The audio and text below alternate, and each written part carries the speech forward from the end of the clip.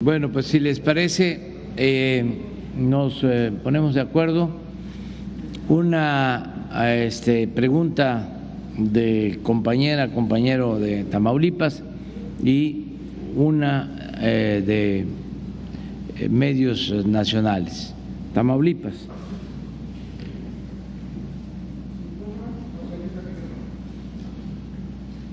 Buenos días. Mi nombre es Francisco Rojas, represento a la estación de radio La Raza en Reynosa, a la patrona en McAllen, Texas, la 107.5 FM y también al portal reynosanews.com. Al presidente, en varias ocasiones yo la entrevisté en la radio, allá en la frontera, cuando usted fue candidato en varios tiempos de campañas. Nos pareció una persona valiente y honesta. A pesar de las presiones que recibimos para no entrevistarlo, como quiera lo entrevistábamos, y se confiaba en usted. Pero la pregunta que quiero hacer es, a 4 años de su gobierno, ¿por qué razón la gente de Tamaulipas sigue sufriendo de inseguridad? Especialmente la zona donde están los 3 municipios más importantes del estado, que es Reynosa, Matamoros y Nuevo Laredo. Hay una carretera entre Reynosa y Nuevo Laredo que se llama la de la muerte, que es la de la región ribereña. Se garantiza el paso, pero no el regreso. ¿Por qué razón, habiendo tanta tropa y tanto esfuerzo que se ha hecho, por qué el tamaulipeco sigue sufriendo de inseguridad, especialmente en la zona fronteriza, donde hay cerca de 10 puentes internacionales y hay un flujo comercial que compite con cualquier país de Centroamérica o incluso de Sudamérica? La pregunta es, como presidente, ¿qué le puede decir usted a los tamaulipecos sobre esto? Y tengo otra pregunta. Bueno, decirles que en esta materia de seguridad, que es la más compleja, difícil, hemos avanzado en Tamaulipas y tenemos manera de probarlo. Lo acabamos de dar a conocer ahora.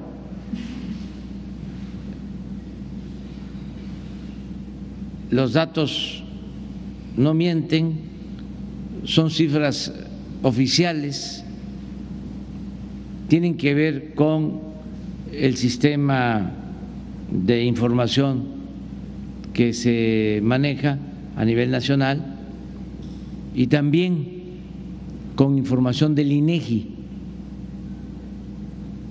Pero vamos por parte, porque es muy importante tu pregunta. Veamos lo de homicidios, porque hay delitos que no se denuncian y hay cifra negra. Pero en el caso de homicidios, robo de vehículo, sí, la cifra corresponde, es lo más cercano a la realidad. Por ejemplo, el secuestro a veces no se denuncia, o el robo en general, o cualquier otro delito, pero el homicidio sí, porque hay que llevar a cabo una diligencia judicial. Y esto es el resultado en Tamaulipas.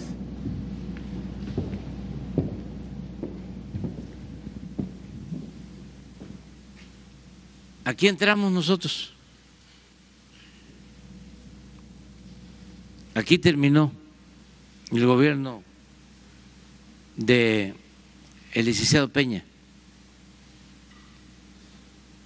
851 homicidios en el 18. Este es nuestro primer año.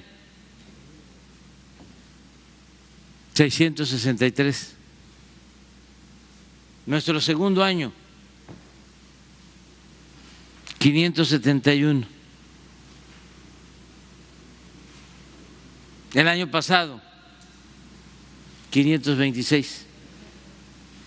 Y eso es lo que llevamos hasta ahora. Y estamos seguros que va a haber una disminución. ¿Por qué se ha logrado esto?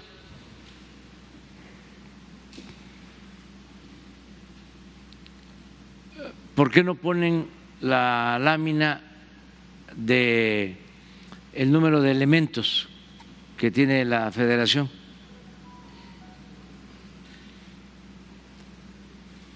Antes no habían estos elementos. Solo la Guardia Nacional, que se creó en el 19,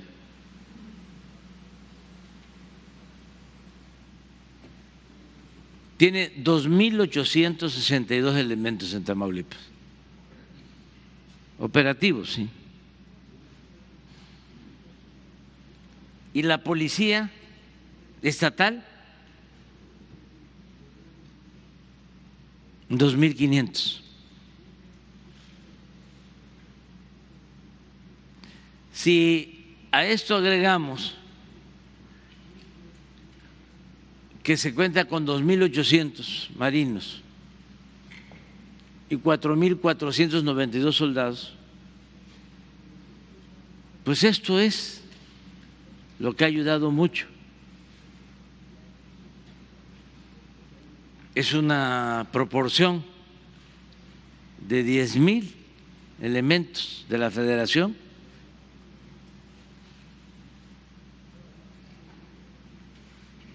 frente a 2.599 del Estado. Hemos cumplido con nuestro compromiso, aún, lo dije anoche, cuando no había la mejor coordinación, pero aún con diferencias políticas,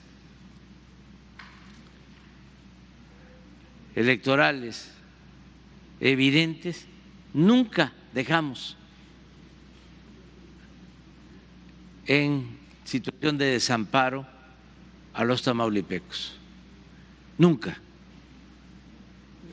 Aunque yo no venía como voy a Oaxaca, de todas maneras estábamos atendiendo. Ahora con el doctor Américo vamos a mejorar mucho más. No quiere decir esto que ya esté resuelto el problema de la inseguridad, pero es contestar tu pregunta de que sí hemos avanzado, que no se ha agravado la situación. Esto es importante, pero todavía más importante que esto es lo que hemos hecho en materia de bienestar en Tamaulipas. Por ejemplo, hay 3.270 jóvenes en Tamaulipas del programa Jóvenes Construyendo el Futuro. Estos 3.270 jóvenes reciben un salario mínimo, que en el caso del norte de Tamaulipas es el doble de lo que se recibe en el resto del país, porque fue otra de las decisiones que tomamos desde que llegamos, lo dije también ayer, aumentar en la frontera el doble del salario mínimo. Entonces, estos jóvenes trabajan como aprendices en centros comerciales, en pequeñas empresas, en talleres, y esto ayuda mucho para que no los enganchen y se los lleven las bandas. Este es un buen programa con ese propósito. Y hay 4.923 jóvenes becados de nivel licenciatura en Tamaulipas, casi 5,000, que reciben 2,550 pesos mensuales de beca. Esto no había antes. ¿Qué decían de los jóvenes? De que eran ninis, ni estudian ni trabajan, y nunca habían atendido a los jóvenes, nunca. Nada más se decía, ahí andan de halconcitos, ahí están en las gasolineras, ahí están en la entrada de los pueblos, pero no se hacía nada por los jóvenes. Esto es lo más importante, atender las causas, porque la gente ni en Tamaulipas, ni en México, ni en ninguna parte del mundo es mala por naturaleza, son las circunstancias las que llevan a algunos a tomar el camino de las conductas antisociales. Por eso, si atendemos las causas, si hay trabajo, si hay buenos salarios, si hay bienestar, si hay oportunidades para la educación, vamos a ir serenando a Tamaulipas y a todo el país y va funcionando nuestra estrategia. Lleva tiempo, quisiéramos que se avanzara más, pero vamos a seguir adelante. Entonces, eso es lo que puedo comentarte. Déjeme decirle que en la frontera lo que sobra es trabajo y lo que faltan son trabajadores, especialmente del sector maquilador. No habrá en otra pregunta, no habrá desdén del gobierno federal hacia municipios, por ejemplo, como Reynosa, que es la ciudad más importante del estado, la que genera el 25% del empleo e incluso tiene cerca del 25% del votante tamaulipeco por parte de dependencias federales hacia esta frontera. Y le voy a decir por qué. Hay un canal para riego que sale del río Bravo que se llama Saldúas. Desde hace meses empezó a haber una, yo le llamo plaga de río acuático. Empezó a inundar y a llenar el mismo canal como si fuera un techo o un piso, hasta el grado que hasta las aves hacen nidos sobre el mismo agua apoyándose en el lirio. Hace días se le preguntó al alcalde de Reynosa, Carlos Peña Ortiz, sobre este problema que ya cubre gran parte del canal Saldúas y del cual se distribuye agua potable a Río Bravo y también para Río Agrícola en el municipio de Vallehermoso y de Río Bravo y de Reynosa. Es decir, más de 1,5 millones de habitantes se benefician de este canal Ansaldúas. Ha perdido oxígeno, está contaminado y la respuesta que dio el alcalde es que van a esperar hasta el mes de marzo a que el agua o la corriente se lleve el lirio acuático porque sale muy caro quitarlo.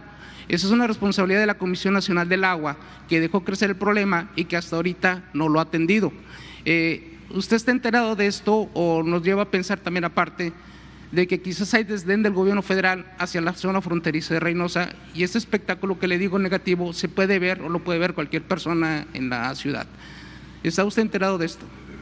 No, en específico sobre el lirio acuático, pero vamos a atender la petición que se nos hace y además de que es importante limpiar el río o el canal para que no se contamine el agua, porque pues el lirio lo que hace es quitarle el oxígeno al agua, se echa a perder. Entonces sí se puede limpiar y sí es algo que tiene que ver con la Comisión del Agua y vamos a atenderlo. Nos vamos a poner de acuerdo con el gobernador, con el que ya dije tenemos muy buena relación y le tenemos mucha confianza, y nos vamos a poner también de acuerdo con el presidente municipal, pero sí vamos a atender estos no sé, me pregunta otra pregunta porque me dijeron que eran dos. ¿Puedo una tercera pregunta? ¿Ah, sí? Sobre los periodistas en Tamaulipas, hay compañeros que siguen siendo protegidos por el sistema de protección, pero aparentemente hay fallas en la comunicación. En el proceso de protección en general, no sé decirle en corto que, pero me han platicado ellos que de repente los aparatos que traen no funcionan, les llaman tarde, etcétera, etcétera. Tamaulipas se ha distinguido por ser una zona alta en riesgo de periodistas. Lamentablemente, la mayoría de los crímenes o atentados contra los comunicadores no han sido atendidos ni resueltos. La pregunta es, ¿está usted enterado de esto también, de lo que está pasando? Sí. Hablo por mis compañeros en Tamaulipas. Sí, estoy totalmente enterado de esto, sí, completamente. Sobre el canal lleno de lirio, de jacinto, se les dice en mi pueblo, no, pero sobre la violencia a los periodistas estoy al tanto del asesinato que hubo recientemente de un periodista aquí en Ciudad Victoria. Precisamente mañana vamos a informar sobre las investigaciones que se han realizado. Este es un caso que atrajo la Fiscalía General de la República. Mañana, como lo hacemos cada mes, se da un informe sobre la situación de seguridad en el país y se da a conocer lo de estos asesinatos para que no haya impunidad y se castigue a los responsables. En casi todos los casos de asesinatos a periodistas hay detenidos, ya se tienen procesos muy avanzados, no hay prácticamente impunidad. Sin embargo, en el caso de Ciudad Victoria, de este compañero, todavía nos falta avanzar y lo vamos a hacer y mañana vamos a informar sobre el mecanismo de protección. La semana que viene Alejandro Encinas va a presentar un informe de todo lo relacionado con derechos humanos y le pedí que informara sobre el mecanismo de protección, porque nos los han pedido ayer, antier, se planteó esto, uno de los compañeros que debe estar por aquí, sí, aquí está, y le pedí a Alejandro que en una conferencia mañanera se informe de todo lo que se está haciendo, cómo está funcionando, cómo mejorarlo, mantenerlo y seguir protegiendo a los periodistas. Gracias, presidente. Ahora a ver, y luego dos mujeres, porque ya. Muy buenos días, presidente. Miguel Arzate, del Sistema Público de Radiodifusión del Estado Mexicano, Canal 14. Preguntarle, presidente, ¿cuáles serán los principales retos que tendrá Tamaulipas ahora con el gobierno del doctor Américo Villarreal? ¿Cómo evalúa todo lo que está sucediendo en Tamaulipas, tomando en cuenta todos los contextos, lo que ha sucedido? El gobierno pasado, cómo se registró, los señalamientos que hubo en contra del ahora exgobernador que ahora tiene una orden de aprehensión, no se sabe dónde está, se encuentra pues prófugo. La elección que se dio aquí en Tamaulipas, ¿cómo la evalúa con la mayor participación a nivel nacional? Usted ha mencionado que es un ejemplo, pero ¿cómo evaluar con este contexto que se está dando? Después de esto, los señalamientos que hay contra el gobernador en su momento, estos intentos que hubo de la oposición por tratar de echar por la borda la elección aquí en el Estado. Después de esto, pues sucede la trágica muerte del senador suplente del doctor Américo y está en puerta una elección extraordinaria aquí en el Estado. Se habla que por parte de la oposición, o se ha mencionado que uno de los posibles candidatos podría ser justamente García Cabeza de Vaca. ¿Cómo evalúa todo esto en el Estado, presidente? También tomando en cuenta que durante el gobierno estatal pasado no hubo mucha oportunidad de venir usted como viene el día de hoy, a dar una conferencia matutina. ¿Cómo evalúa todo lo que está pasando aquí en Tamaulipas? ¿Cómo evalúa los retos que tiene el Estado? Y si nos podía también contestar el gobernador, ¿cuáles serán los principales retos que tiene ahora en su administración? ¿Por dónde empezar? Bueno, yo estoy optimista, siempre lo soy, porque creo en el pueblo. Aquí se demostró, lo dije ayer, lo he estado repitiendo, que es mucho el pueblo de Tamaulipas. Y cuando un pueblo,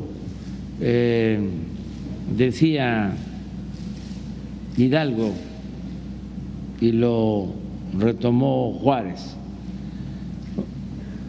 el pueblo que quiere ser libre lo será.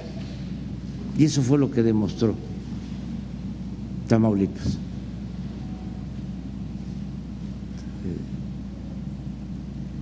Decidió cambiar. Y eso fue muy importante, es histórico. Es cosa de no perder el impulso, de que si ya se dio ese paso, se siga hacia adelante, no perder el impulso, y que la gente vea de que no fue en vano el estar haciendo colas, el aguantar amenazas, el quedarse callados y el votar en secreto para que se diera el cambio en Tamaulipas. No tenemos derecho a fallarle al pueblo de Tamaulipas. Y el doctor Américo es una garantía de que va a estar a la altura de las circunstancias. Entonces, eso es un elemento bueno, es una ventaja que se tiene.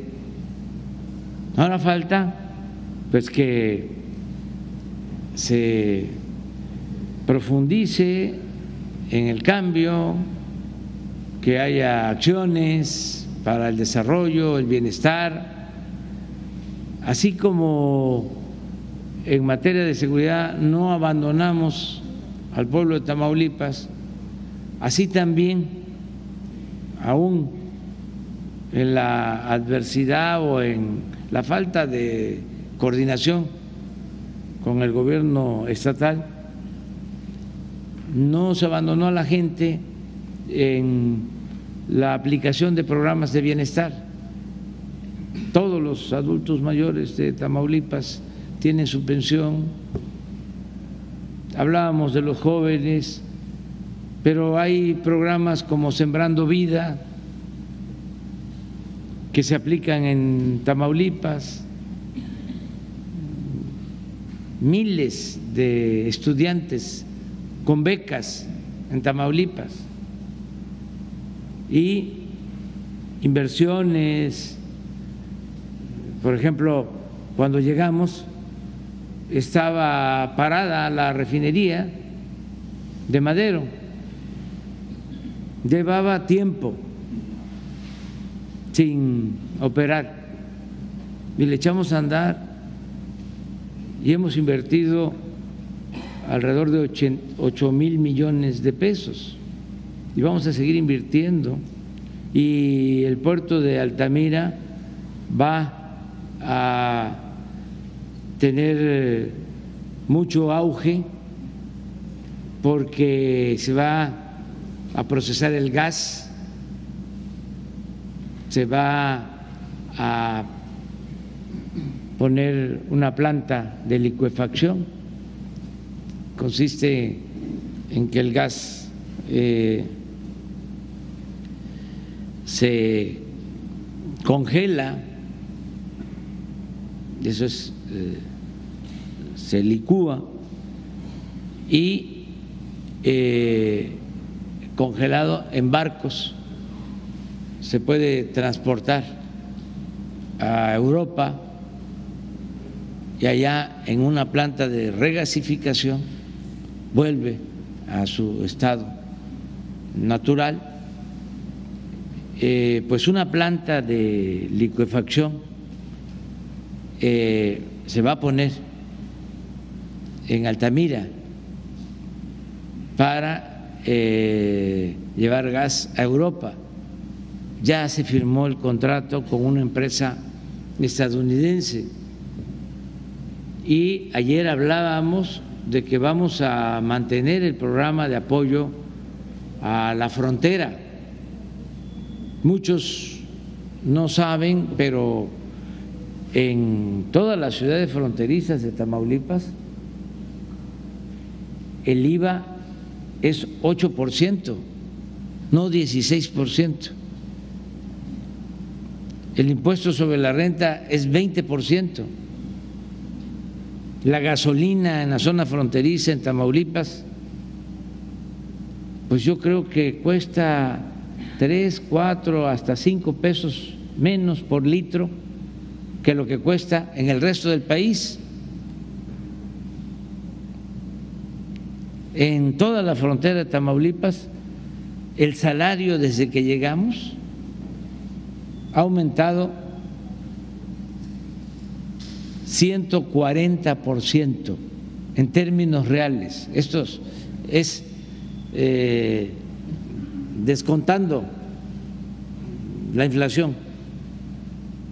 Si habláramos de términos cuantitativos, estaríamos hablando del 200% de incremento del salario mínimo en la frontera, porque hay un plan que iniciamos desde el 2019 con ese propósito de apoyar a la zona fronteriza. Entonces vamos a continuar con eso, apoyando al pueblo de Tamaulipas, o vamos a continuar apoyando al pueblo de Tamaulipas y respaldando al doctor Américo. Lo otro tiene que ver con lo judicial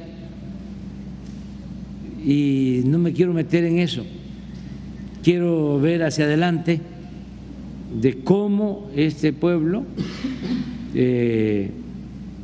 tan sufrido merece un mejor destino. Y eso es lo que vamos a procurar, y estamos muy contentos de estar en Tamaulipas y de una nueva circunstancia, porque el doctor es un hombre honesto, limpio, bueno, como lo merecen los tamaulipecos.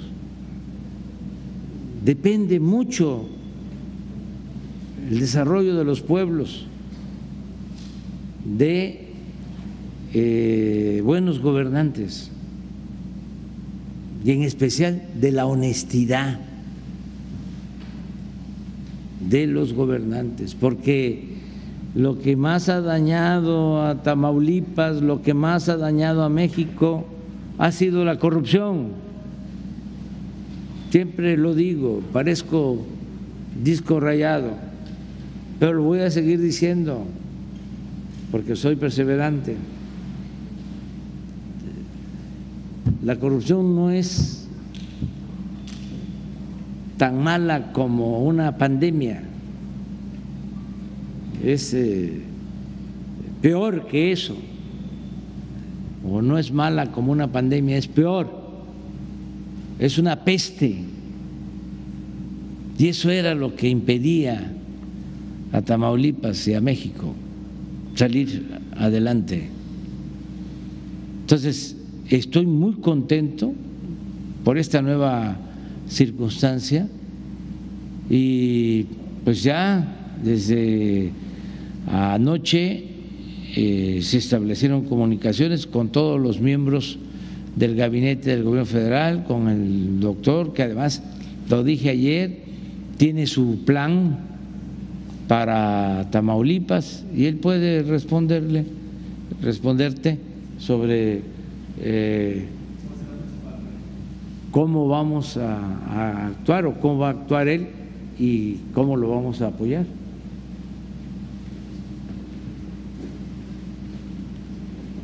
Muchas gracias, señor presidente. Pues quizá nomás una breve respuesta de los ecos que todavía resuenan por ahí de algunos tipos de señalamientos.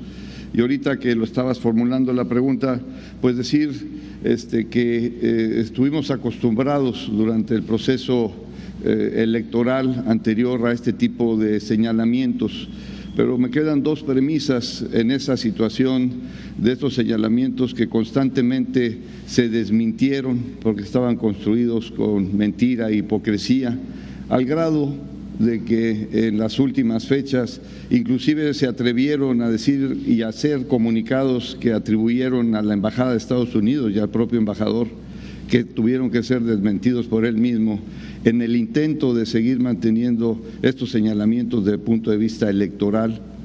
Y también pues nos dimos cuenta en la resolución final de la Sala Superior, al tomar, en fin, el último dictamen de aprobación de la elección de Tamaulipas, en donde también se habían hecho señalamientos de delincuencia y que se habían hecho de violencia generalizada durante el proceso electoral, y ganamos 7-0, fue por unanimidad, viendo que no había ninguna situación de consistencia en el expediente electoral de lo que había sucedido en Tamaulipas. Así es que esos son hechos de un proceso electoral que fue pues lamentablemente ensuciado con este tipo de calumnias y de difamaciones que finalmente la justicia y el tiempo ha mostrado cuáles son su realidad.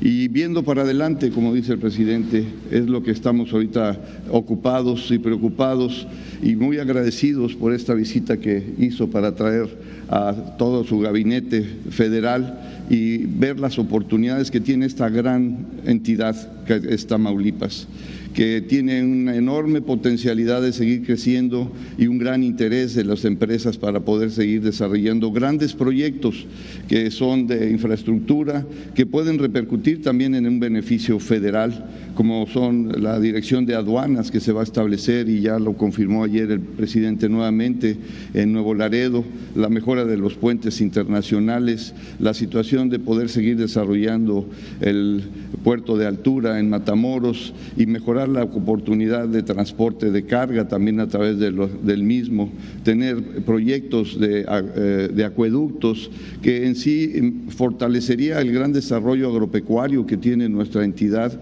y fortalecería la producción de alimentos, y esos proyectos pueden tener trascendencia federal y beneficio en Tamaulipas, y programas, sectores que pueden estar ayudando para el desarrollo económico, generar empleos, pero principalmente tener buenos salarios a través de esos empleos que se generen, y tener como la planta de fertilizantes que también se planteó y se va a analizar, la planta de alimentos procesados, el tener mejoras de la movilidad en la frontera y en la zona conurbada, el poder seguir teniendo este aliento, sobre todo en la zona cañera, de reactivar, por ejemplo, el ingenio de Jicotencal. Eso va a dar también oportunidades de trabajo. Pero vemos este gran Tamaulipas con esta gran potencialidad, y el gran reto es que todo este potencial y esta situación que tenemos y podemos desarrollar en Tamaulipas se traduzca en beneficio social, porque hay un Tamaulipas que se nos ha quedado atrasado, un Tamaulipas que todavía tiene producción primaria y que no tiene los alicientes de poder tener un empleo y adecuadamente remunerado, o benefactores sociales de su vivienda, agua potable, electrificación, capacidad de movilidad. Eso es lo que tenemos que ocuparnos y ver cómo este gran Tamaulipas, con esta gran capacidad de desarrollo y crecimiento económico, hace justicia a los tamaulipecos y a las tamaulipecas para darles una mejor oportunidad de calidad de vida. ¿Es grave la situación en la que se recibió el Estado con esta deuda que tiene? Bueno, tenemos todo el apoyo y el respaldo federal que nos han dicho para solventar estos momentos, y estamos seguros que con esto que estamos comentando y la fortaleza económica de desarrollo de Tamaulipas, no hay duda que saldremos adelante, porque tenemos lo principal, a gente entusiasta y trabajadora en Tamaulipas. Presidente, en un segundo tema que también tiene que ver con Tamaulipas, preguntarle qué se puede hacer en esta situación. Con gobiernos estatales donde ha estado Acción Nacional, ha sucedido que hay fiscales transeccionales. Ocurrió en Veracruz con Miguel Ángel Yunes, que dejó a Jorge Winkler, y después, tras una situación de violencia en el Estado, el Congreso Estatal decide retirarlo de su puesto. Hoy está detenido Jorge Winkler. La misma situación en un gobierno panista pasa en Guanajuato, con el fiscal transeccional. La misma situación se está viviendo aquí en Tamaulipas. ¿Qué se podría hacer desde la Federación para ver este tema de justicia, bueno, de atender los temas de justicia? ¿Y qué reflexión podríamos tener con estos fiscales? ¿Qué hacer aquí en Tamaulipas? ¿Qué se podría hacer? Con lo presentado ayer también preguntarle, este plan de acción que se presentó, ¿se suma a los planes de acciones como el plan Guerrero, el plan Zacatecas, el plan Colima, donde se reforzaron los programas de bienestar, donde se reforzó la seguridad con la presencia de las Fuerzas Armadas? Dos temas, presidente, para finalizar. ¿Qué se podría hacer con este tema de los fiscales? ¿Qué reflexión podría darnos? Y este plan que se presentó ayer, ¿se suma a los otros planes con otros estados donde se requiere atención prioritaria? Sí, en el caso de los planes de apoyo a Tamaulipas y a otros estados, pues el propósito es reforzar donde más se necesita, donde más se requiere. Tamaulipas se quedó como estado rezagado. Hay, como lo menciona el gobernador, dos Tamaulipas. Hay un Tamaulipa en donde hay mucha demanda de fuerza de trabajo, lo decía el compañero, además que antes había mucha demanda de fuerza de trabajo, pero pagaban muy poco a los trabajadores en las maquiladoras. Trabajaban 3, 4 horas, 3, 4 días, mujeres hasta 12 horas diarias en Reynosa, y les daban 3 días de descanso, pero trabajaban 4, 12 horas y les pagaban poco, y habían problemas porque tenían que dejar a sus hijos solos. Entonces fue lo que nos llevó a aumentar los salarios y a buscar regularizar esta situación. De todas formas, hay empleo, hay trabajo. Mucha gente de Veracruz se trasladó a trabajar a las ciudades fronterizas de Tamaulipas, muchos veracruzanos, porque se abandonó también Veracruz y hubo mucha migración. Hay muchísimas familias veracruzanas en las ciudades fronterizas de Tamaulipas, pero hay otros municipios de los 43 que están marginados, que la gente padece de lo indispensable, de lo básico. Entonces se tiene que apoyar a Tamaulipas, ese es el propósito, y decirle a los tamaulipecos, para ser muy claros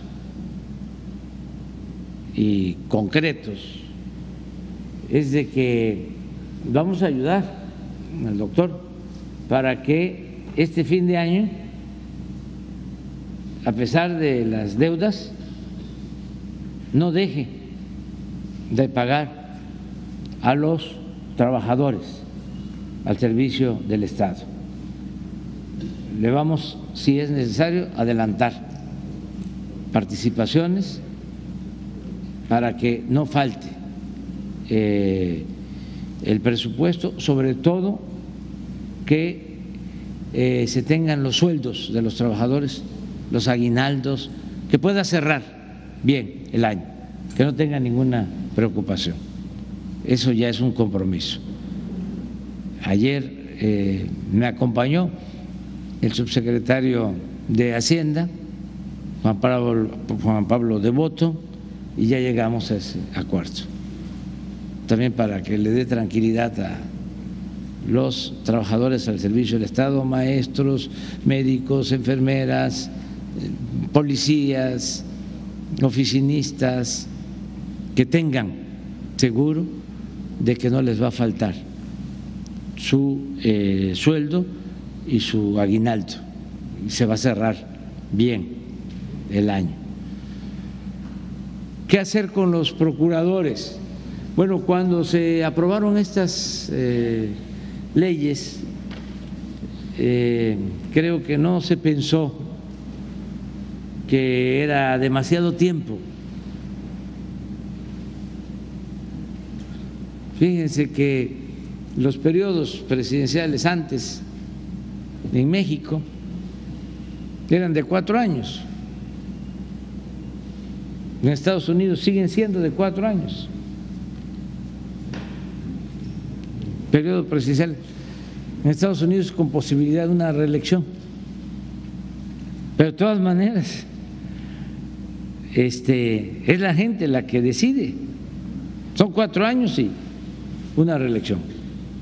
Acá se decidió que fuesen 6 años, sin reelección. Y es muy bueno eso. Pero en el caso de los procuradores, resolvieron, no sé, Adán, creo que 10 años. Depende de los estados, pero el promedio son 8 años. Promedio 8 años. El de Guanajuato lleva 14. Y le faltan 2. Entonces se les pasó la mano, o sea, es mucho.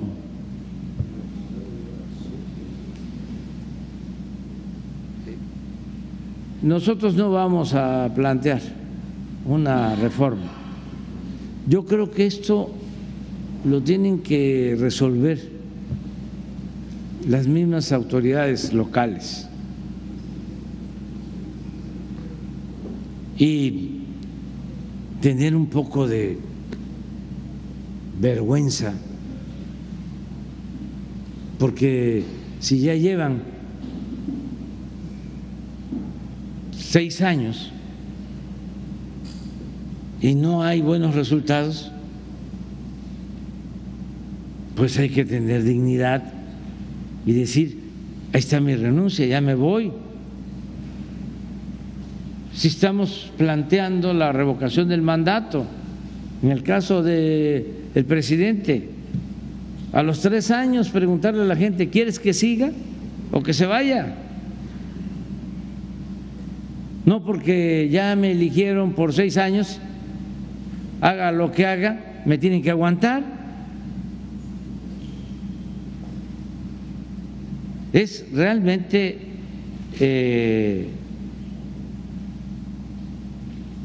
un absurdo.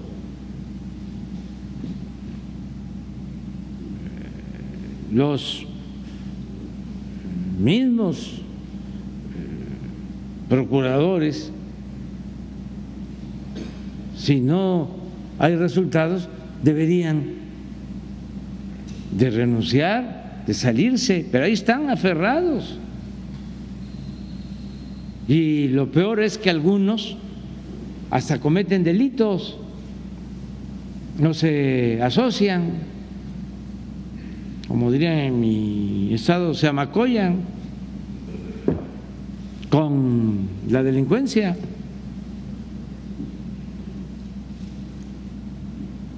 Hay veces de que está muy mal la situación de seguridad en un estado. Sale el fiscal o procurador y las cosas mejoran. Y se puede probar. El caso de Veracruz. Estaba mal, estado vecino de aquí de Tamaulipas. Salió el procurador, desde luego, hubieron otros cambios, pero es notorio de que mejoró la situación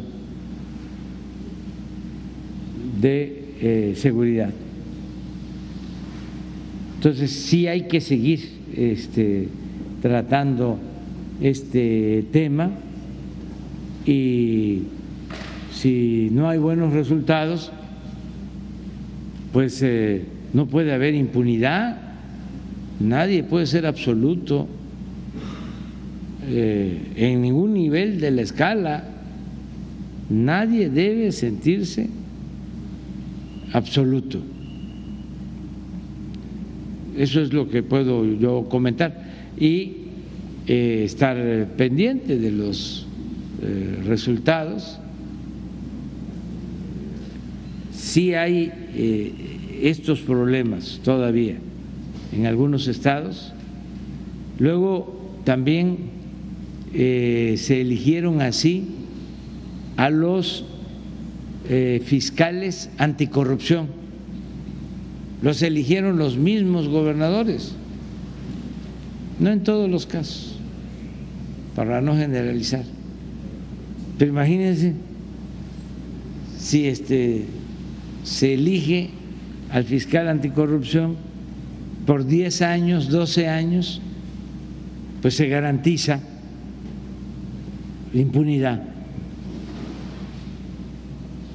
Es como la otra práctica que hay que desterrar, de que salen los gobernadores y reparten como 10, 15, 20 notarías a sus amigos, a quienes les ayudaron.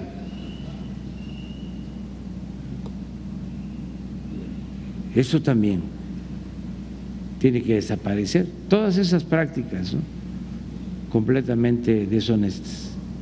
Bueno, una mujer de aquí, de aquí. Gracias, señor presidente. Marta Olivia López, corresponsal del Canal 14 y en un 2x3 Tamaulipas. Señor presidente, más que preguntas son comentarios que me ha hecho la gente cuando voy a reportear a las comunidades. En Jamahue, Tamaulipas, Jamahue muy cerca de aquí donde usted ha estado, 3,000 familias se han quedado sin agua. Los que se han podido, muchos han emigrado y han abandonado sus lugares porque pagan de 300 a 450 pesos por semana para comprar el agua para subsistir. Ahí la denuncia es contra la Comisión Nacional del Agua. Han sido denunciados de otorgar concesiones, pasando por los ejidatarios, concesiones que ellos tenían desde hace 80 años. Ahí ha hecho la denuncia la Asociación de Usuarios del Río Guayalejo, quienes lo están viendo ahorita y quienes están esperando que usted escuche esta situación, porque no es de ahora, es de hace más de 10 años han sido, y no ha habido ninguna respuesta en esta ocasión. Ya no hay agua. Y lo peor de todo es que cuando se acaba el agua, los mismos, un empresario ahí, limonero, tiene 1,000 hectáreas rentadas a los ejidatarios. Entonces, no es posible, ellos dicen, que esto esté pasando porque la gente se está quedando sin agua, 3,000 familias. 2, en el ejido Benito Juárez de Altamira tienen 40 años con un problema en el Tribunal Superior Agrario, donde se les ha imposibilitado la ampliación del ejido. Más de 40 años, desde el 1981, están demandando esta situación. Ahí el Tribunal Superior Agrario ha dado la razón siempre a los latifundios y a los dueños de los ranchos alrededor. Ellos están pidiendo, ya se han convertido ellos en especialistas, los campesinos, en todo el trámite agrario. Y eso, por una parte, cuando uno va a reportear, eso es muy bueno, pero por otro es muy triste porque ellos están esperando y haciendo trámites y trámites continuamente. Señor presidente, 3, el 12 de septiembre, en Nuevo Laredo, 7 personas, la mayoría jóvenes, albañiles, 3 de Tampico, 3 de Victoria y 1 de Río Bravo fueron a trabajar allá, a una empresa de la Universidad Autónoma de Tamaulipas, al Centro de Lenguas. No han aparecido, no han estado, desaparecieron de la faz de la tierra. Son pobres porque eran la mayoría trabajadores albañiles. La semana pasada en Nuevo Laredo desapareció durante 15 horas el alcalde de Guerrero, Coahuila. Aparecieron junto con 8 personas más, funcionarios de su mismo nivel, aparecieron, las versiones señalan que hubo $1 millón de rescate. Sin embargo, para estas familias, para ellos que están esperando, no saben absolutamente nada y no se ha avanzado. Yo quiero pensar que no porque ellos sean pobres no tengan derecho a aparecer. Algo está pasando en Nuevo Laredo, señor presidente, y creo que el hecho de negar o de ocultar o de decir que no pasa nada a las familias, sobre todo a los desaparecidos, no nada más de ellos, creo que eso no nos hace bien a nadie. Y por último, el gobierno de Francisco Javier García Cabeza de Vaca, ahorita que hablaba de la Fiscalía, hizo varios montajes judiciales. Por ejemplo, en el caso de los periodistas, 3 asesinados en su sexenio, en uno de ellos hizo un montaje donde se llevó y encarceló a 8 reporteros. Todos ellos salieron absueltos porque no tenían absolutamente nada que ver. Y eso ha sido. En el caso de la masacre de Camargo, donde 19 personas fueron calcinadas, 16 de ellos guatemaltecos, las familias de las víctimas no han recibido la celeridad del caso. Ellos me han pedido, me han entregado una carta ahora donde hay personas involucradas, detienen a los que no son y los que accionaron, los que estuvieron, andan en la calle persiguiendo periodistas, grabándonos y persiguiéndonos a donde vayamos a hacer las coberturas. Señor presidente, más que preguntas, tengo una lista de 12, pero bueno, quise decirle estos 4 que me hacen los más importantes. Sí, estoy enterado de todos los casos. Le vamos a pedir a Rosa Isela Rodríguez, secretaria de Seguridad, que platique contigo sobre todos los temas y que se atienda lo del agua, lo del problema agrario, ya lo de los desaparecidos en Nuevo Laredo ya es un tema que nos los han tratado los familiares, el gobernador lo trató hoy por la mañana, se analizó bien porque son varios casos en efecto, y ya se tomaron decisiones,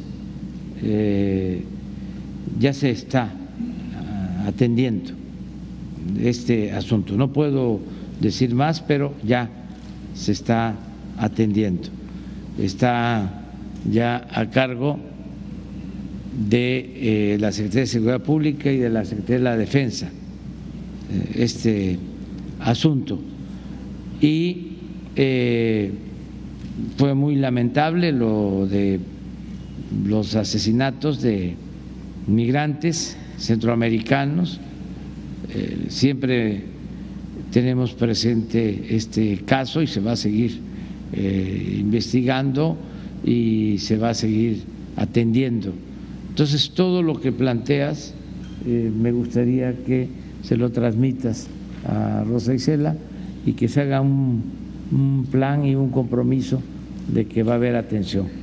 Lo mismo con los periodistas que presuntamente son inocentes y que fueron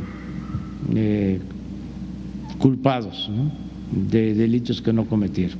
Pero le dejamos a Rosa Isela, si te parece. Una mujer de lo nacional. A ver, Sara Paula. Gracias, presidente. Buenos días. Preguntarle sobre la llamada que tuvo ayer con el presidente Biden, qué temas tocaron, si se trató el asunto de las consultas, informó que ya le confirmó para la cumbre de líderes de América del Norte. ¿Dónde va a ser? ¿En qué parte del país? Bueno, yo nada más introduzco, hago un pequeño prólogo. Fue muy buena entrevista, muy buena la comunicación, muy afectuoso el presidente Biden, muy respetuoso, agradeciendo de las buenas relaciones que hay entre nuestros gobiernos.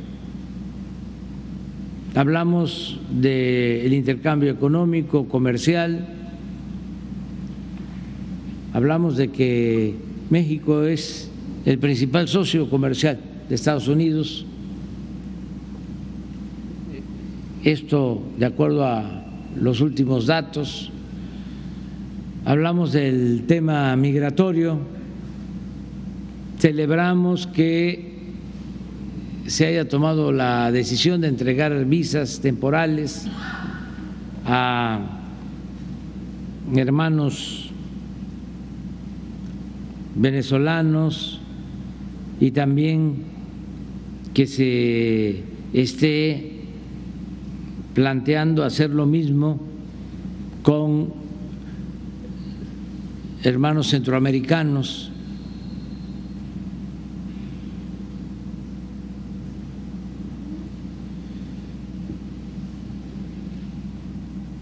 Y que se continúe con el plan de apoyar a los países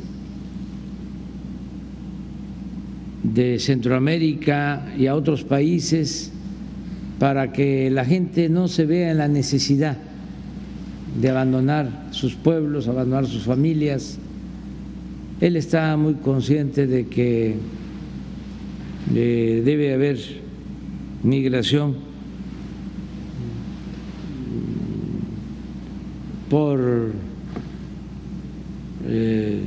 deseos de superación, por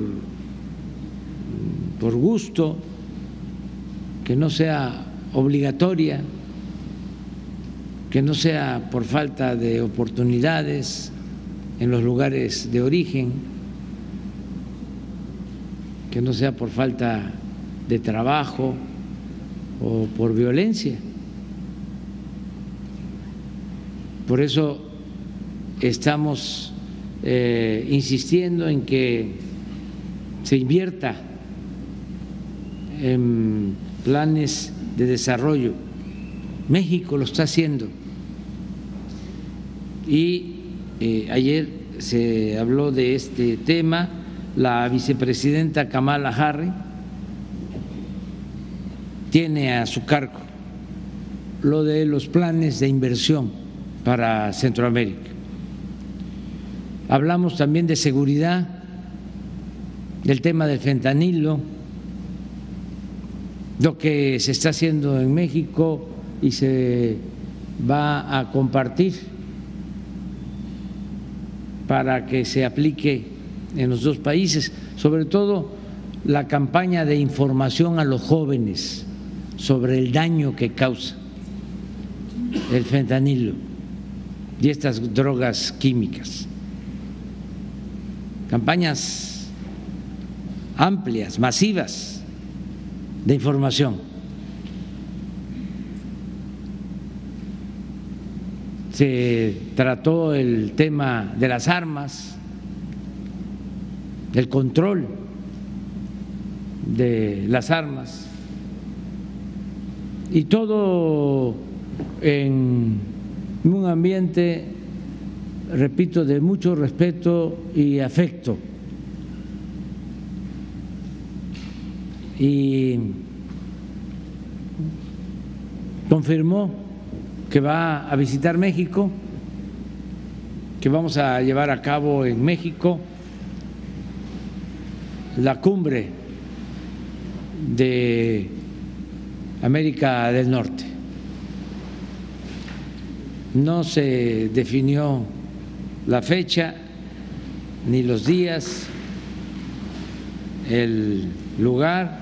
Voy a cometer una indiscreción nada más, porque aunque es por teléfono, pues siempre hay golondrinas en el alambre.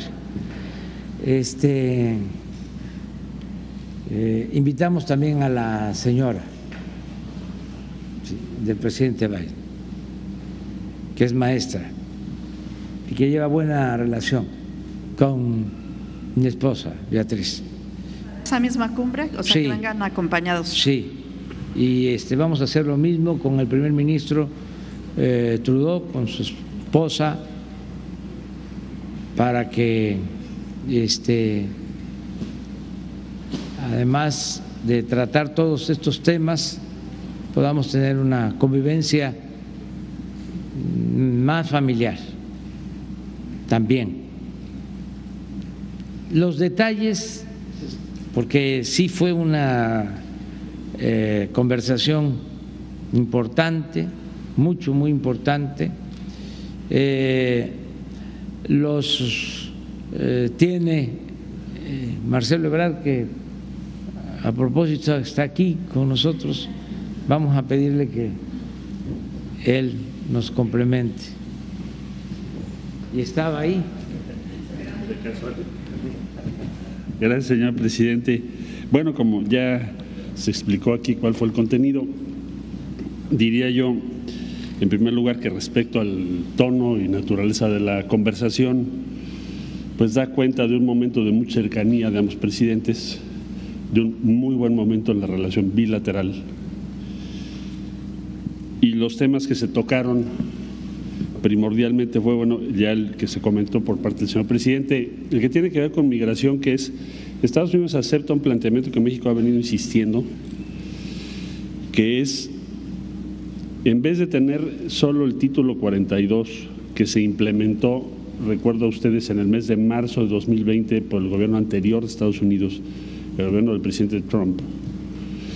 Según este título, por razones sanitarias, cualquier persona que ingrese a Estados Unidos por la frontera sur puede ser y es retornada casi siempre de inmediato hacia México, porque provino de México.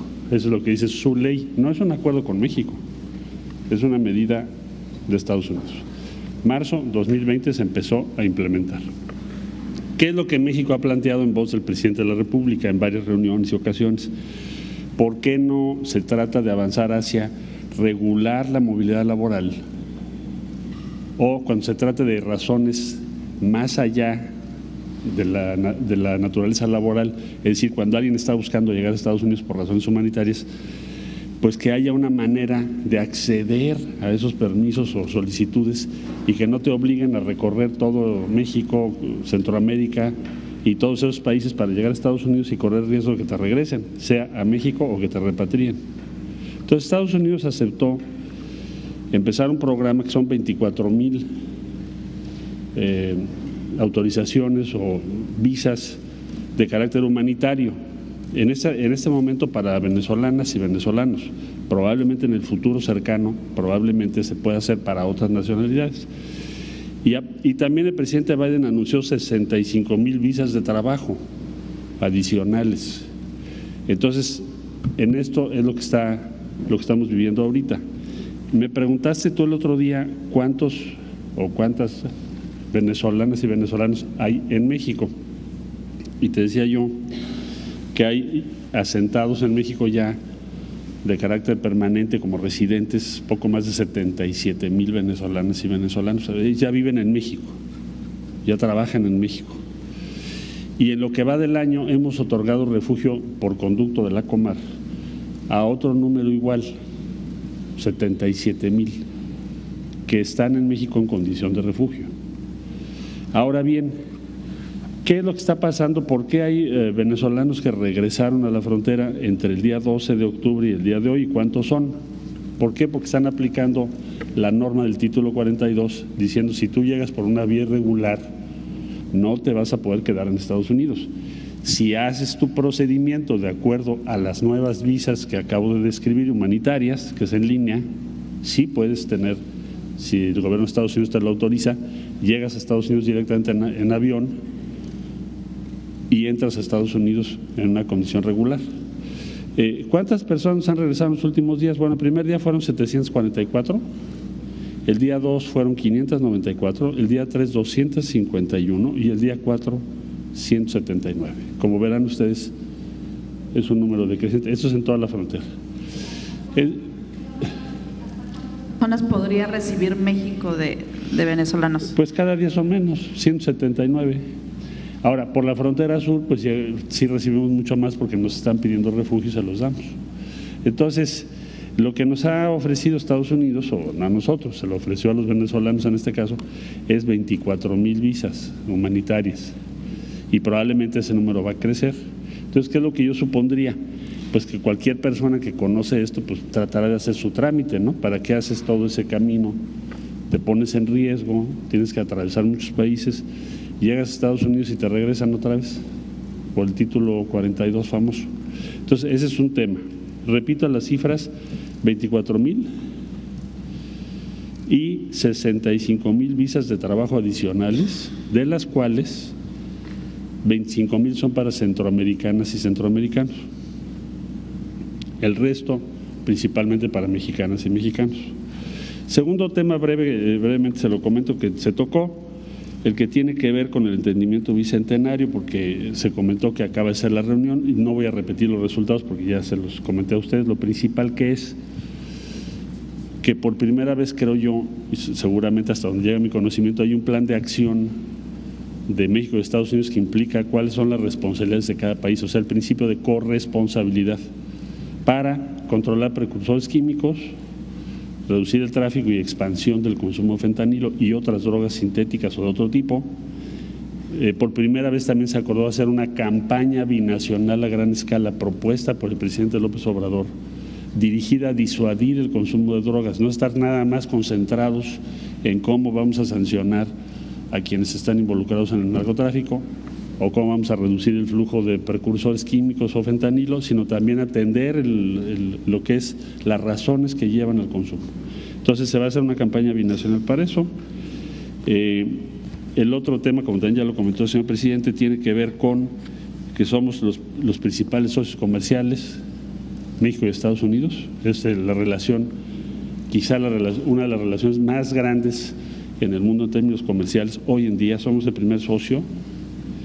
Y desde luego lo que tiene que ver con la cumbre de América del Norte, que tendrá que ser en este invierno. ¿Qué fecha? Pues es una negociación entre las agendas de los tres presidentes. En cuanto la tengamos, se las compartimos. Ayer el presidente decía que había Biden solicitado esta llamada. ¿Fue realmente para comentarle el tema de las visas? No, la llamada fue para los tres temas. Decir, bueno, la relación va muy bien. Acaba de hacer el diálogo sobre seguridad, me pareció muy bien, ya me comentó el secretario Blinken de qué se trata, etcétera. Del asunto de lo que ya se anunció hace unos días, está funcionando, esperemos que esto siga funcionando bien, que tenga buenos resultados. Y la cumbre de América del Norte, sí voy a ir a México. ¿El tema de las consultas en materia eléctrica se tocó? No, no fue materia legal. Gracias. Sí, de acuerdo, señor presidente. Presidente, y otro tema, sin afán de confrontar, sino más bien de que se hable pues del asunto del hackeo que hubo de este grupo Guacamaya, aprovechando que está aquí el general, no sé si nos pudiera comentar pues cómo fue que pasó, también qué se ha hecho con esta información. Han surgido pues una cantidad innumerables de cables, si toda esta información es verdad, ¿no? ¿Qué se hace también? Porque se ha vinculado a algunos funcionarios, sobre todo locales, se habla de que tienen nexos con el crimen. ¿La Sedena qué hacía con este tipo de información? Si se la pasaba a los procuradores, si se abrían carpetas de investigación, no sé si nos pudiera dar un comentario. Pues es que quisieran pues que les ayudáramos a hacer el caldo gordo, tratando el tema, que fue un rotundo fracaso. ¿Se acuerdan? ¿El hackeo? Sí, en general. ¿Cómo lo anunció? A lo mejor hasta lo tienes por ahí, Loret de Mola, casi era el derrumbe de nuestro gobierno. A lo mejor lo tienes. Y fue como el parto de los montes.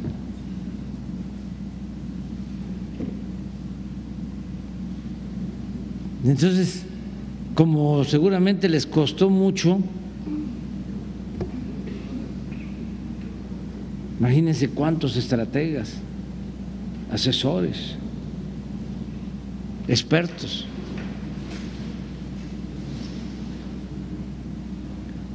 Y salió Puque. Ahí les dejo de tarea lo que significa Puque. Nada más Adán lo sabe. Pues quisieran que siguiéramos hablando de eso. No, que se apliquen y que busquen otro asunto. Ya eso no funcionó.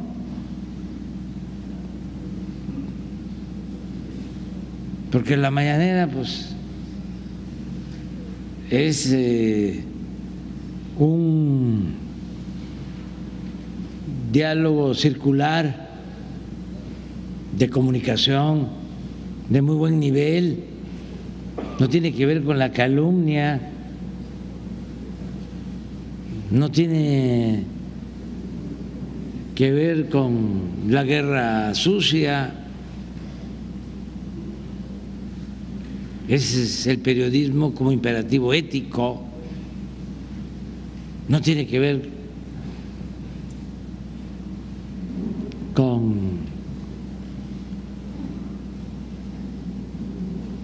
el coloquialmente conocido chayote. Nada, esto es otra cosa. Entonces, ¿para qué nos metemos en eso? Cuando haya algo así, o sea, que se apuren a buscar. Ya les dije, no va a ser fácil. A mí me han investigado desde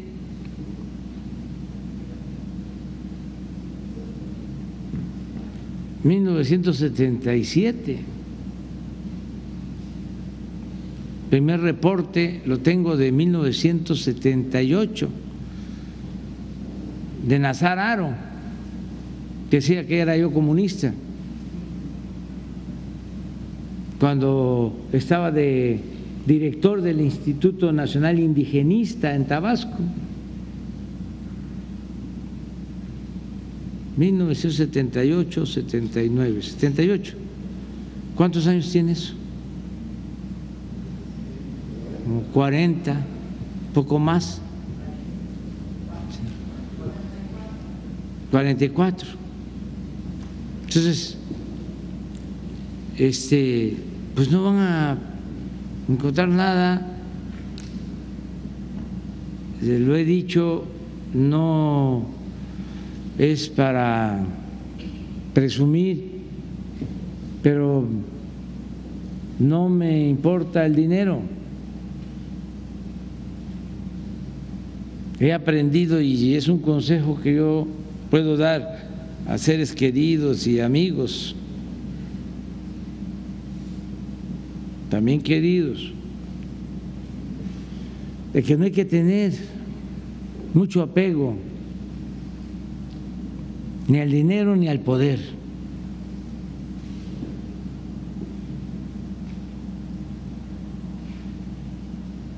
Entonces, por ahí no, esa es la cosa. Yo más y además, repetir, no todo el que tiene es malvado. Hay gente que tiene un patrimonio que lo consiguió con esfuerzo, con trabajo, de conformidad con la ley, merece respeto. El que invierte, genera empleos, merece respeto. El empresario merece respeto y apoyo. Nosotros estamos en contra de la riqueza mala vida, en contra de la corrupción, que como dije al principio, era el principal problema de México. Tan es así que ahora que no se permite la corrupción arriba, sin endeudar al país, sin aumentar impuestos, sin gasolinazos,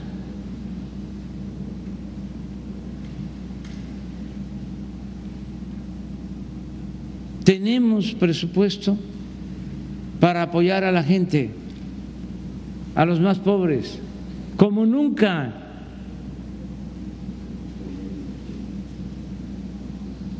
No es un reto, no es un desafío. Les invito a que vayan a la comunidad, al pueblo que quieran de Tamaulipas. Y en ese pueblo, por más apartado, ahí van a encontrar que están llegando los apoyos para el bienestar. Ahí si hay un adulto mayor, ahí está recibiendo su pensión. Todos los 43 municipios, pero no solo las cabeceras municipales, todos los pueblos, las comunidades, hasta las más apartadas. Es más, entre más pobreza, más reciben.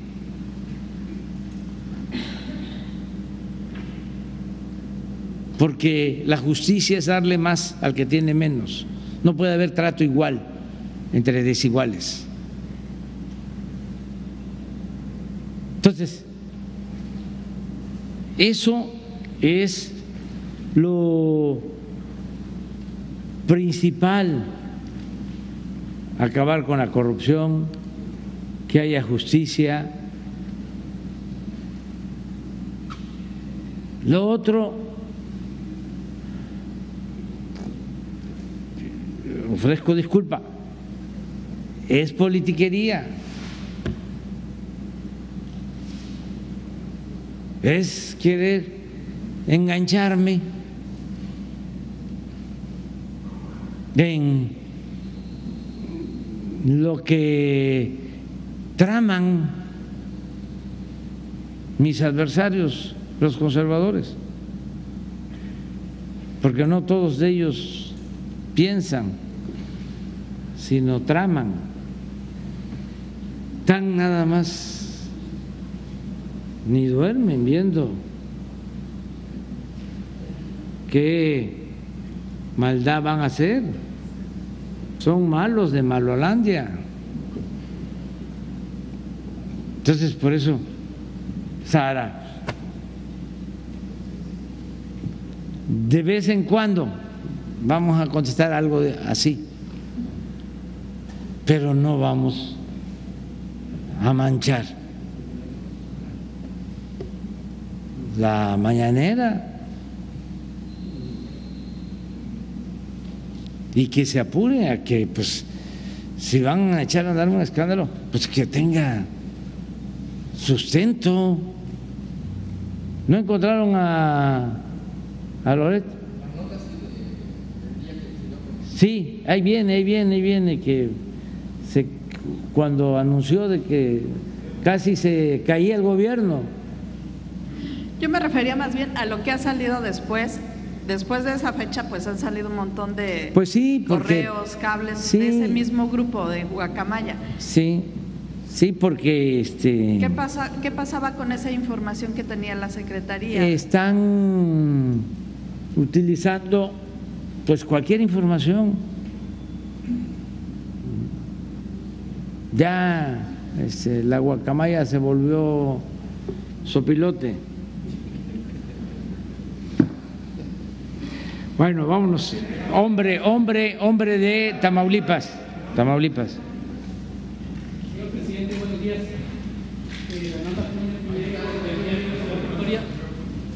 Fernando Acuña Piñeiro, del diario de Ciudad Victoria y del periódico digital Notifer.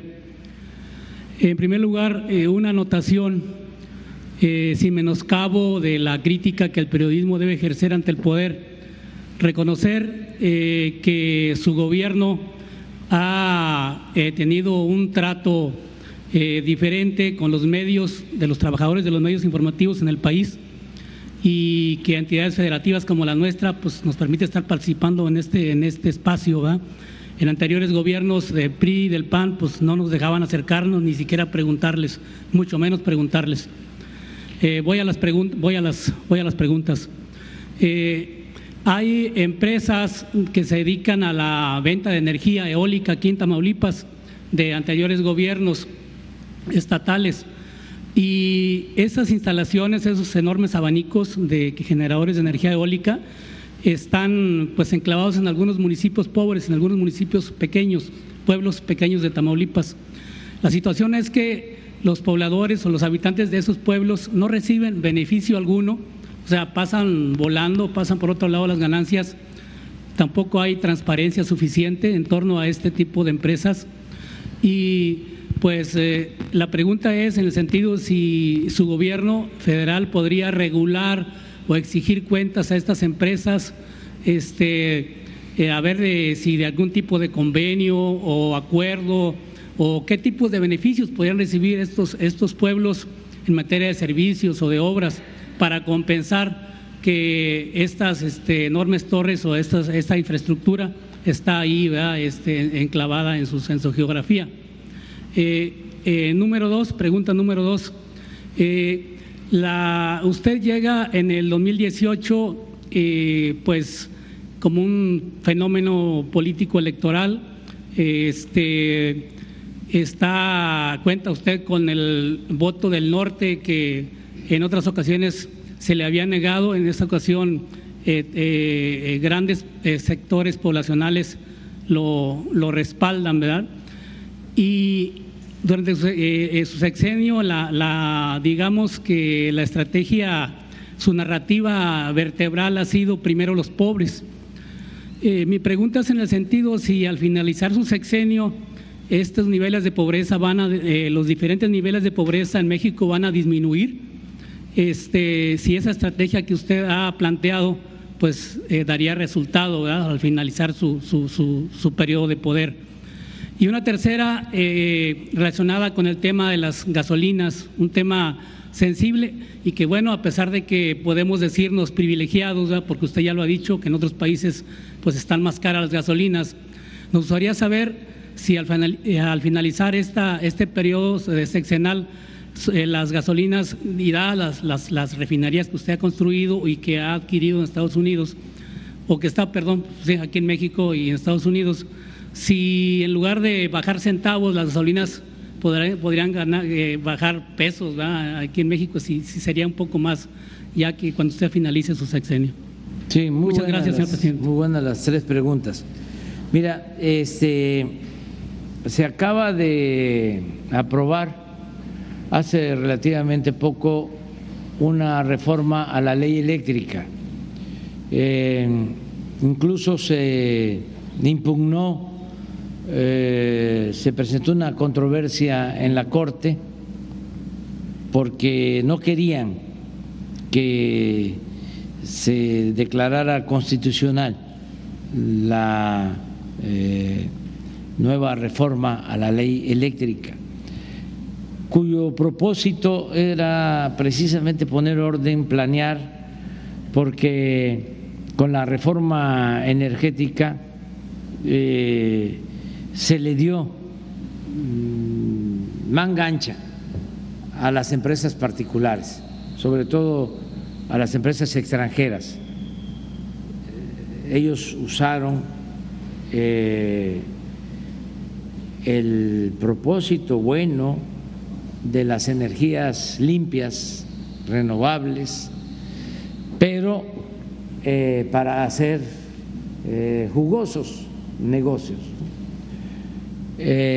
Ahora ya se resolvió por la Corte de que se necesita la planeación de la Secretaría de energía, porque era un desorden. Cualquiera podía poner un parque de generación de energía eólica, solar, y la Comisión Federal de Electricidad fue tratada como una empresa más y de segunda. La Comisión Federal de Electricidad se le dio todos los privilegios a las empresas particulares, sobre todo, repito, extranjeras. Entonces ahora ya se va a controlar esta situación para que quienes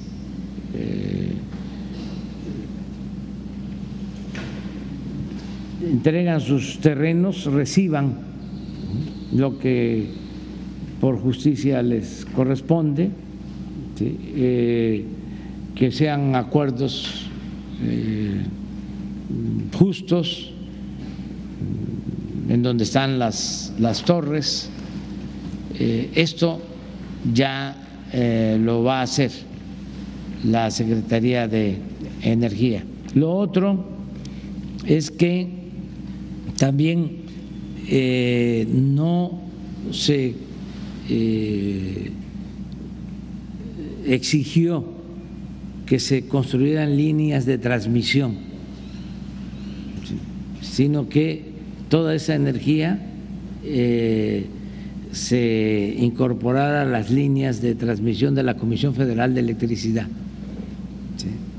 Entonces ya resulta insuficiente el sistema de líneas de transmisión de la Comisión Federal de Electricidad y se va por eso a ampliar en el caso precisamente de Tamaulipas. Ayer lo trató la secretaria Rocío Nale, el gobernador también hizo ese planteamiento. Hay energía, sí, pero no hay líneas de transmisión, hacen falta.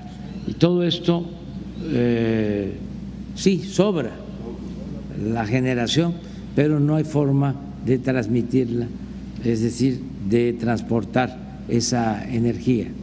Entonces, estamos en eso.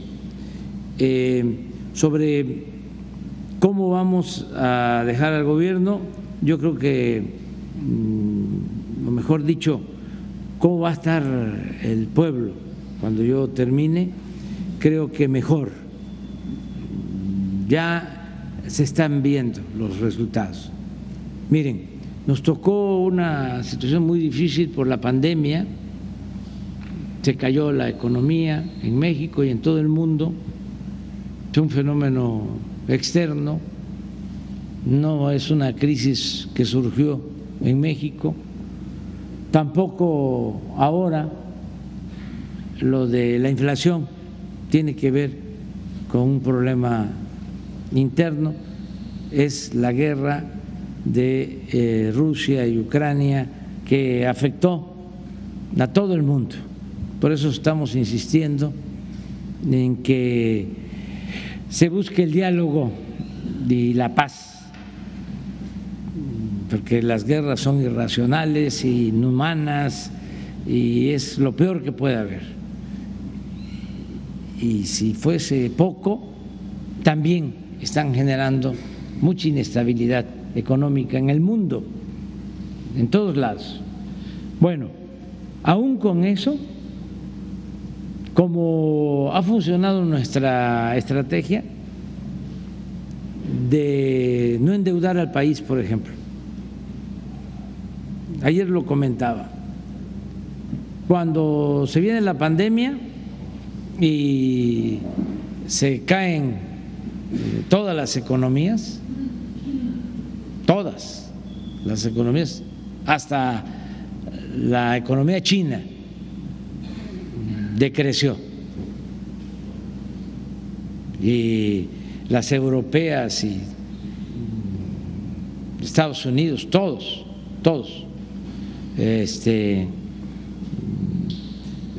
cayeron económicamente. Nuestro país, desde luego, 8.3 cayó la economía de México. No se veía desde los años 30 del siglo pasado una caída económica así, por la pandemia.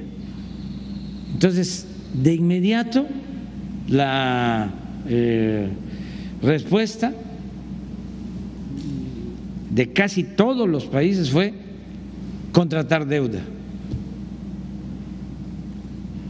Y nosotros dijimos, no, vamos a utilizar lo ahorrado, vamos a que no se nos caiga la recaudación y vamos a orientar bien el presupuesto y vamos a aplicarlo de abajo hacia arriba,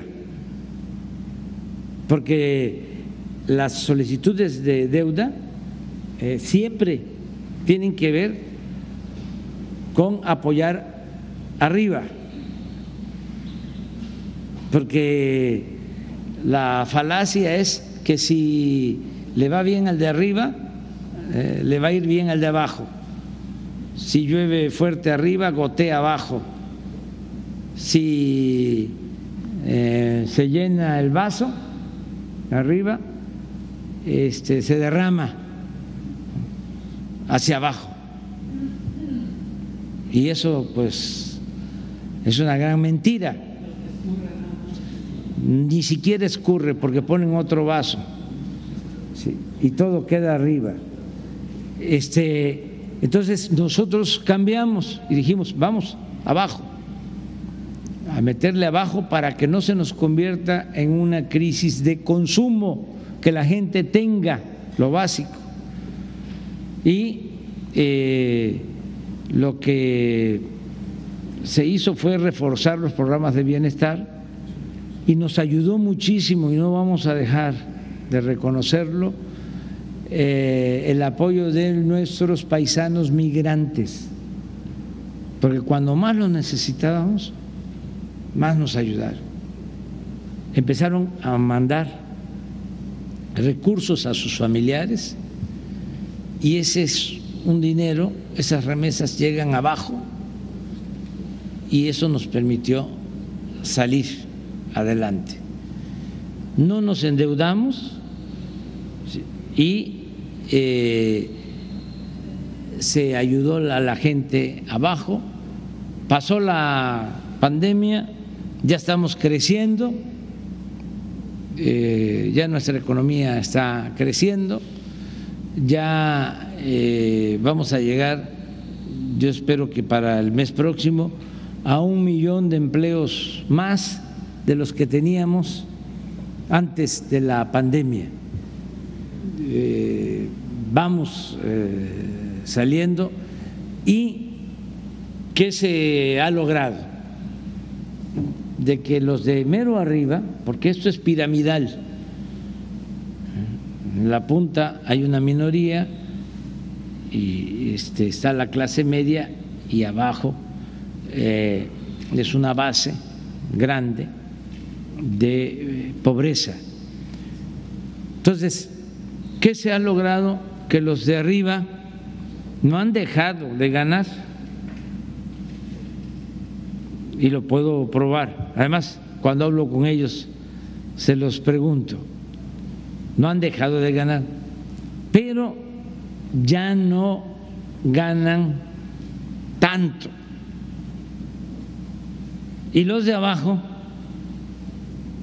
están mejorando. Entonces se está reduciendo la brecha. Es un país más igualitario, con menos desigualdad. Y a eso aspiro, a que el tiempo que nos falta sigamos reduciendo esa brecha y que la gente de abajo esté cada vez mejor, que es la mayoría. Ese es nuestro ideal. Y tu tercera pregunta. Sobre las gasolinas, sí, sobre las gasolinas. Fíjense que sucedió una cosa que debería de ser motivo de análisis. Alguien dijo, de esos que tienen mucha influencia en medios, de que ya no se iban a utilizar las gasolinas, el combustible fósil, el petróleo, que ya los carros iban a ser eléctricos. Y no solo lo dijo él, lo dijeron muchos, y se desea que se avance tecnológicamente con energías limpias, renovables, pero son procesos. Entonces, ¿qué sucedió? Se creyeron de que eso ya se iba a dar en poco tiempo y empezaron los refineros a considerar que ya no iba a hacer negocio el petróleo y la refinación, elaborar las gasolinas. Y aquí, muy cerca de ustedes, en Texas, hace 2 años habían 10 refinerías en venta a precios muy bajos. De esas cosas que suceden. Entonces tomamos la decisión de comprar una, Deer Park, en Houston, $600 millones. Ya se pagó la refinería y viene la crisis por la inflación, los aumentos en el precio del crudo, aumento en el precio de las gasolinas, ¿sí? Y cambia todo. ¿Sí? Por eso se pagó la refinería de Deer Park en 6 meses.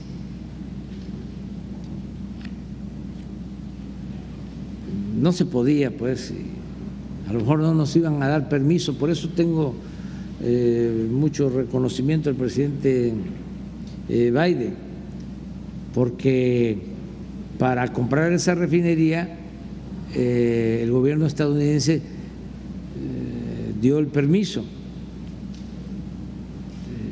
y intervinieron 3 instancias del gobierno federal: Comercio, el Tesoro y el Departamento de Estado, y teníamos 2 votos a favor. Y lo voy a decir, la encargada de Comercio, que no es la secretaria de Comercio, no aceptaba. Teníamos el voto del Tesoro y el voto del Departamento de Estado. Y el presidente Biden dijo que se autorizara, pero la verdad era para comprar unas 3 unas 5, porque estaba a buen precio, pues. Pero bueno, compramos esa, ya rehabilitamos 6, todavía sigue la rehabilitación. Ayer hablaba yo y hoy también de Madero, que estaba parada y que ya se está rehabilitando y está mejorando su capacidad productiva. Ya se terminó de construir la de Dos Bocas, ya está integrándose, va a empezar a periodo de prueba. Consideramos que para el año próximo ya va a estar produciendo. En total, con 2 nuevas plantas coquizadoras que se están construyendo. Estas plantas consisten en convertir el combustóleo en gasolina,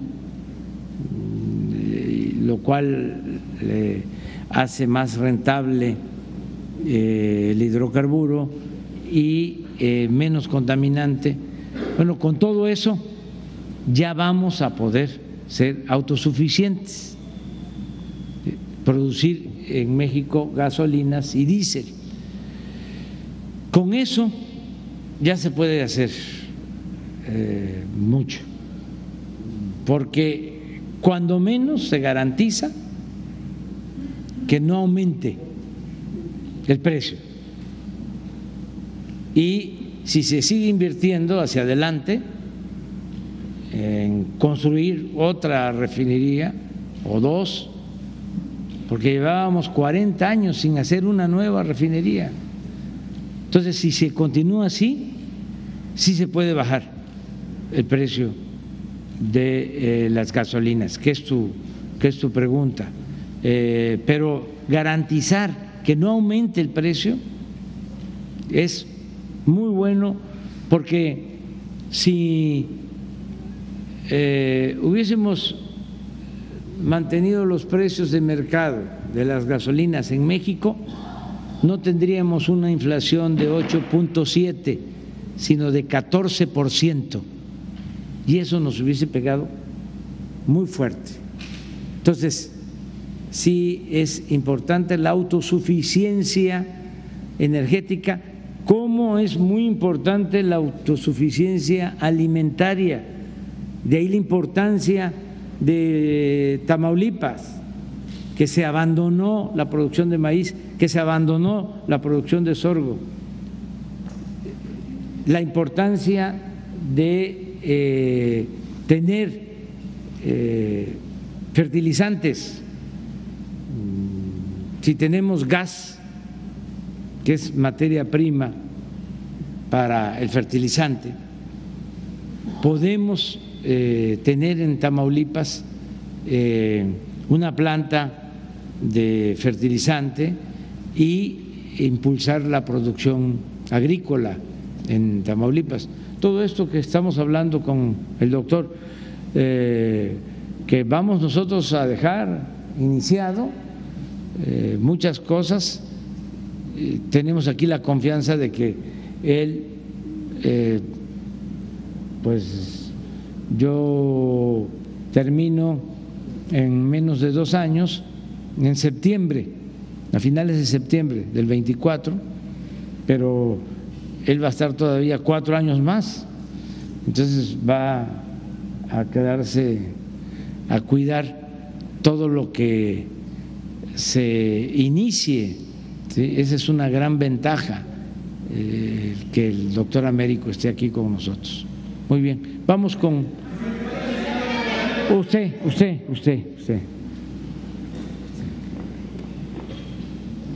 Gracias, presidente. Carlos Domínguez, de Nación 14 y de Nuevo Laredo, Tamaulipas. Me permito leerle algo para… ¿De aquí de Tamaulipas? De Nuevo Laredo, sí. Fíjate.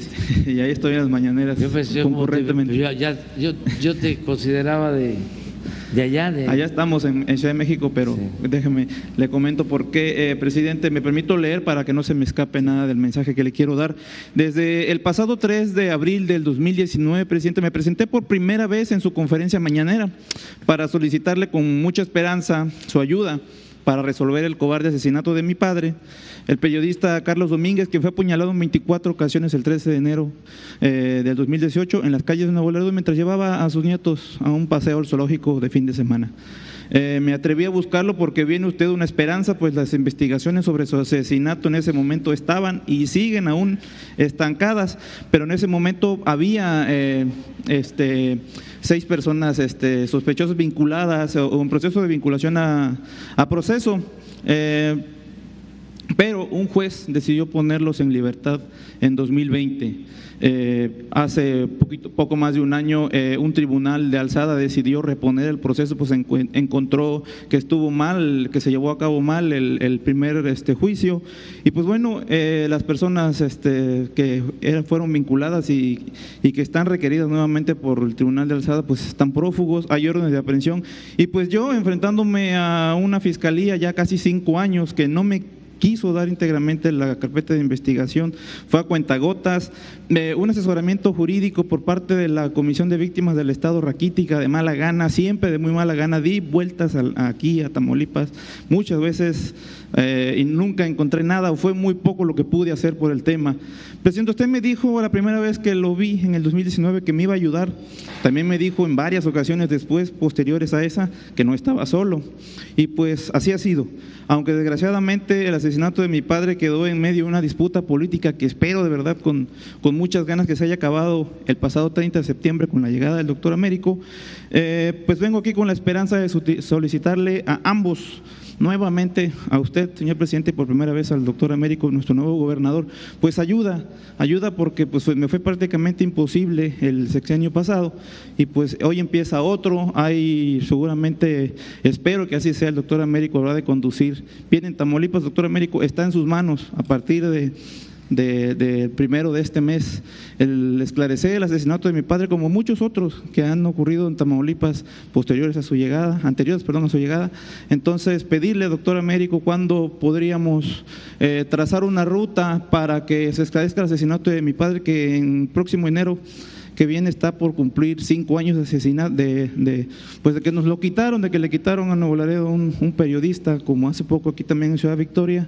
Entonces, solicitarle, presidente, de alguna forma, de verdad, mi madre y mis hermanos, mis hijos también, requerimos justicia porque de verdad han pasado casi 5 años y duele como el primer día, siguen pasando más y duelen igual, señor presidente. Entonces, doctor, en usted vengo hoy a pedirle, por favor, acabo de escuchar hace un momento, refirieron el tema, seguramente, pues no eran 8, eran 6, murió uno desgraciadamente en prisión. Dicen que el gobernador pasado montó todo, no lo sé, le digo que no conozco a plenitud la carpeta, de verdad, tengo casi nada de ella, me la dieron a cuentagotas, no estuvo muy bien por parte de las autoridades, la Fiscalía y la Comisión de Víctimas, todo lo que tuve que pasar, presidente. Entonces ha habido mucha desinformación, espero de verdad justicia y que ya no quede más tiempo impune este cobarde asesinato de mi papá. Gracias. Sí, yo le tengo confianza, te lo digo sinceramente, al doctor, y yo le pido al doctor que platique contigo, que se pongan de acuerdo, y yo también, en todo lo que yo pueda ayudar, que cuentes también conmigo, que sigas contando conmigo, pero yo estoy seguro que el doctor es un hombre de bien, un hombre bueno y justo, y a él se lo encargamos, si te parece. Por favor, si se ponen de acuerdo, sí, para encontrar. Muchas gracias. Para ver, ¿de acuerdo, doctor? Gracias, presidente. Ya.